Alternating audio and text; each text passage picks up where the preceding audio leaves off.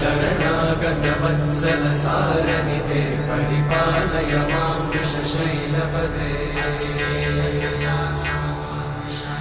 अतिवेलदया तव दुर्विषहैरनुवेलकृतैरपराधशतैः हरितं त्वरितं वृषशैलपते परया कृपया परिपाहि हरे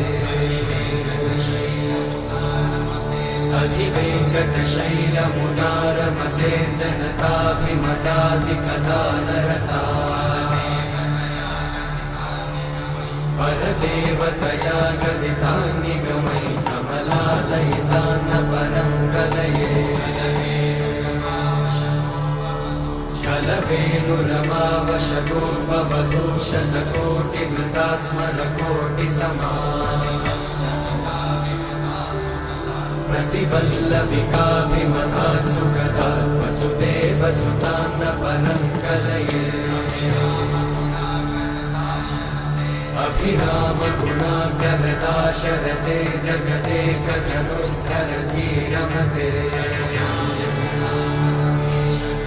रघुनायक राम रमेश विभो वरदो भवदेव दयाचलधे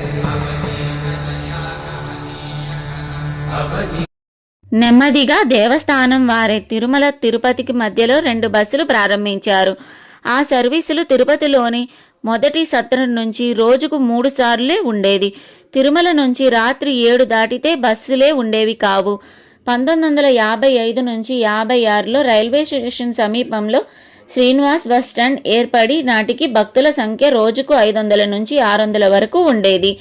బస్సుల సంఖ్య పెరుగుకుంటూ పోవడంతో సౌకర్యంగా ఉండి భక్తులు వెల్లువెత్తి సాగారు. దీంతో రెండో ఘాట్ రోడ్ గురించి ఆలోచించాల్సి వచ్చింది. 1974 నాటికి అది పూర్తయింది. ఈ ఆలయం ప్రపంచంలోని అత్యధికంగా సందర్శించే మతపరమైన ప్రదేశాలలో ఒకటి. ఏటేటా దాదాపు 24 మిలియన్ మంది భక్తులను ఆకర్షిస్తుంది. సగటు రోజువారీ యాత్రికుల సంఖ్య 60,000 కంటే ఎక్కువగా ఉంటుంది. మరియు వార్షిక బ్రహ్మోత్సవాలు, వైకుంఠ ఏకాదశి మరియు ఇతర పండుగలు మరియు సెలవు దినాలలో ఈ సంఖ్య లక్షల మందిని దాటుతుంది. ఆలయ పురాణం.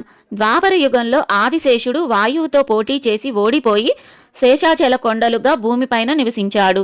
పురాణాల ప్రకారం తిరుమలను ఆదివరాహ క్షేత్రంగా పరిగణిస్తారు. హిరణ్యాక్షుడిని సంహరించిన తరువాత ఆదివరాహుడు ఈ కొండపైన నివసించాడు. వెంకటాచల మహత్యం తిరుమల ఆలయంపై విస్తీర్ణంగా ఆమోదించబడిన పురాణం.